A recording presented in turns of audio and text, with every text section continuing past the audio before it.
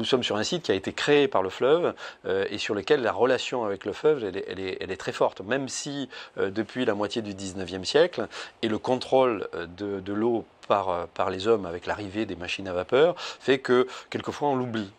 Parce qu'il y a toute une possibilité d'avoir une gestion hydraulique des marées, ici là, en Camargue, où on va faire des apports ou des restitutions d'eau, des sélections de salinité, donc pour la gestion écologique du site. Certaines marées où quand il y a trop d'eau, faut la pomper avec diverses pompes, hein, ou par gravité avec des martilières qu'on appelle en Camargue, et on fait rentrer ou sortir l'eau. Le problème qu'il y a et que nous on a eu sur le marais de Galicien, c'est que bien souvent on faisait rentrer l'eau, quand nous on coupait à la main, on faisait rentrer l'eau quand le canal était haut. Et bien souvent, quand le canal était haut, c'est que la mer poussait et donc il arrivait du sel de par la mer. Et le sel, il en faut un petit peu pour la dureté du roseau, mais si on en fait trop rentrer, au bout d'un moment, ça tue le milieu. Et justement, le roseau, après, pousse de plus en plus mal. On distribue l'eau et les riziculteurs encore plus que nous. Pour le riz, ils noient les terres de riz, ce qui fait que ça fait descendre le sel.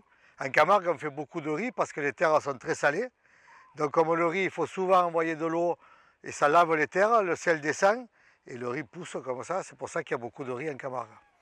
Si la Camargue existe, c'est qu'il y a les riziculteurs qui amènent de l'eau douce en Camargue, sinon la Camargue serait salée, il n'y aurait même plus les oiseaux. Hein. Donc c'est primordial. Donc pour moi, le Rhône est primordial. Irriguer avec l'eau du Rhône,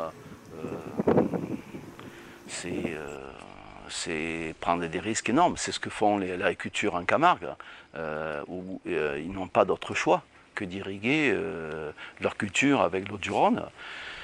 Mais bien sûr, personne ne peut ignorer la pollution de l'eau du Rhône, qui relève de la responsabilité de l'État. Et quand on parle de la pollution au PCB, ce n'est qu'une petite partie de la pollution du Rhône, quoi.